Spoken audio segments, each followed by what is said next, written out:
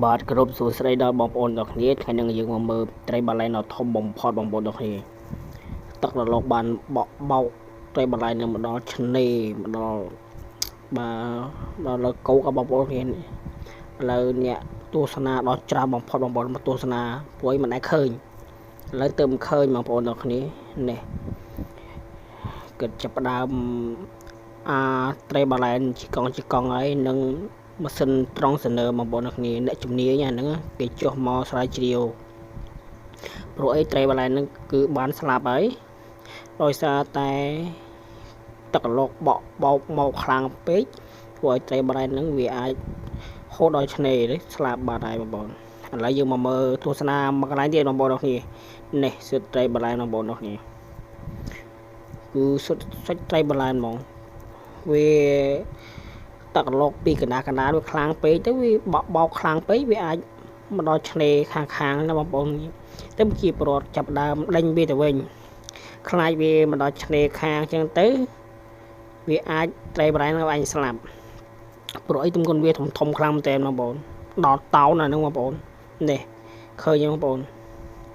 ស្បែកជាប្រវត្តិឡើងជិះវាក៏មិនលិចដែរបងប្អូននេះជាប្រវត្តិចាប់ដើមរុញត្រីបាឡែនទៅម្ដងតិចបងប្អូនពួកអីអត់ដឹងមិនវាជាចិត្តតែមកគៀនហ្មងត្រីហ្នឹងបងប្អូនអាពេលមកគៀនវាផុតហើយវាលើដល់ស្លាប់ហ្មងត្រីបាឡែនបងប្អូនឃើញវាដកដង្ហើមពីលើទេគឺធំបំផុតហ្មងត្រីបាឡែននេះបងប្អូនអ្នកគ្នាហ្នឹងហើយបងប្អូនអ្នកគ្នាវីដេអូនេះជួយ share ឲ្យបងប្អូនមួយផងបងប្អូននេះឃើញទេជាប្រវត្តិអូមិនតិចទេអ្នកឈប់មើលដូចអ្នកទុកងហើយពុយមិនដែលឃើញបងប្អូនហើយទៅលើកទី1សម្រាប់គេបងប្អូនគ្នាហើយក៏លើកទី1សម្រាប់យើងដែរបងប្អូនគ្នានេះត្រីដ៏ធំមែនតែនបងប្អូនកម្របានឃើញណាយើងបងប្អូនគ្នាទៅយើងនេះកតុយវាឡាប់ហើយម៉ែថ្លៃកតុយវាក៏បាំងកតុយវាមនុស្សយើង20នាក់បងប្អូនម៉ែថ្លៃហើយត្រីបាឡែនហ្នឹងបើយើងអត់រុញវាទៅកដាលវាអាចអង្គើនៅខាងក្រៅបងប្អូនគ្នាគឺនៅឆ្នេរយើងចិត្តឯខ្សាច់យើងទៀបអញ្ចឹងបងប្អូនវាអាចកើនោះវាអាចស្លាប់បានត្រីបាឡែនហ្នឹងពូត្រីបាឡែនវាអាចរស់នៅទឹកជ្រៅបងប្អូនគ្នាបើសិនជាទឹករាក់វាអាចស្លាប់អញ្ចឹងវិជាប្រវត្តិទាំងអស់គ្នាចាប់ដើមរុញវាទៅដល់កណ្ដាលវិញតែរុញវាមិនក៏វាមិនចង់ទៅបងប្អូនវាចានក្បាលពេកហើយវាធំពេកឥឡូវគេចាប់ដើមដាក់ខ្សែដាក់អីចងវាទីងទៅកណ្ដាលបងប្អូនព្រោះមួយមិនតិចណាបងប្អូនគឺថាបណ្ដោយវាចង់ចូល20ម៉ែត្របងប្អូនបណ្ដោយនេះឃើញគេចាប់ដាក់អូបទាញនេះទីមិនក៏ចង់ទៅបងប្អូនពូវាចានក្បាលពេកចឹងទៅវាទាញវាតឹងវាកើងដីផងកើងអីផងទៅវាចង់ទៅទេបើទុកវានៅកន្លែងដែលហ្នឹងខ្លាចវាអាចស្លាប់បានអញ្ចឹងគេចាប់ដើមដោះស្រាយវាឲ្យវាទៅកណ្ដាលវិញ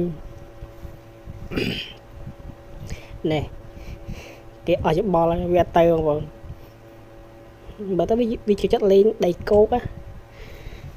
លេងទៅនេះបងប្អូនអរគ្នាពុកវាខ្លាចវាស្លាប់អញ្ចឹងគេឲ្យវាទៅហើយនេះ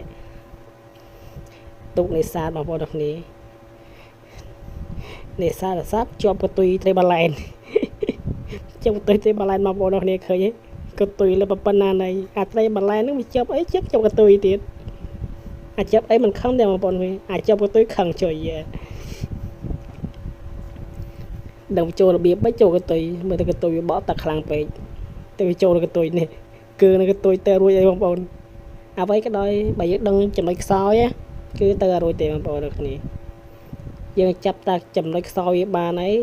ជាសត្វត្រីជាសត្វជាមនុស្សក៏ដោយបងប្អូនទាំងគ្នាបើយើងចាប់បានចំណុចខ្សោយបើចង់ទៅមុខក៏ទៅរួចដែរតួយើងដោះលែងចំណុចខ្សោយរបស់គេបានវាទៅមុខរួចដូចជាត្រីបារ៉ែនអញ្ចឹងឃើញបងប្អូនត្រីបារ៉ែនគឺខ្លាំងនឹងកតុយបកហ្នឹងកតុយខាងក្រោយហ្នឹងបើអត់ពីកតុយគឺទៅមុខរួចហើយដោយសារត្រីវាទៅមុខដោយសារកតុយវាបក់ឃើញអត់បងប្អូនគ្នានេះឃើញ អ្វីនីមួយគឺវាមានគោលដៅរបស់វានេះជាបតយឯងតែណារួយទេ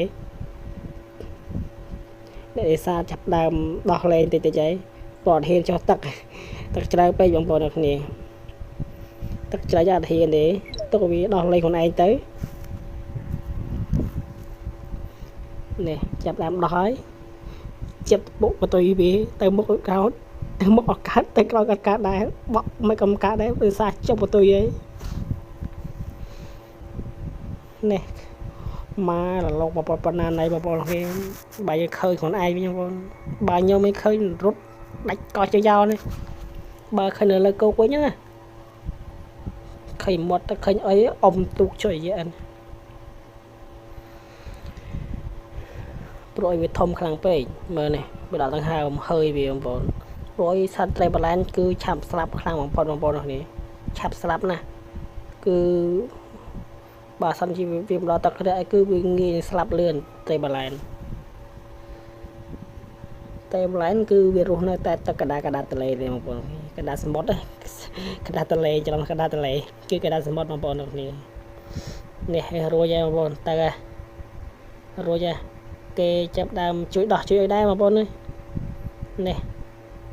នៅតែចាប់បតុយនេះអូខឹងជួយចាប់បតុយចឹងទៅមុខខំរួចទៅក្រោយក៏រួចចឹងខឹងដល់ខំទៅនេះចាប់ដើមដោះខ្លួនវាហ្នឹងហើយវីដេអូបងប្អូនមានតែប៉ុណ្្នឹងទេសូមអរគុណសូមជម្រាបលាបងប្អូនទាំងគ្នា